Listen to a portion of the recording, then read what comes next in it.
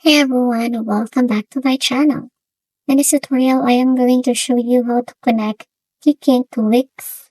So here guys, first thing you need to do here is to log into your Qikink seller account. And then next is log into your Wix account. And of course, open your website dashboard there. So make sure guys you have the Wix stores app installed to sell products on your site. And currently, guys, the Qikink doesn't have a direct Wix app integration, so you'll need to add products manually or use custom integrations. But here, guys, so here the easiest way is to add Qikink's products manually, download product images and information from the Qikink. For example, today is this tote bag, and then add them to the Wix stores as your new product. So here is your Wix. So when customers buy from your Wix site, you'll manually fulfill orders on your Qikink for printing and shipping. And that's how you connect this website to Wix, manual but effective.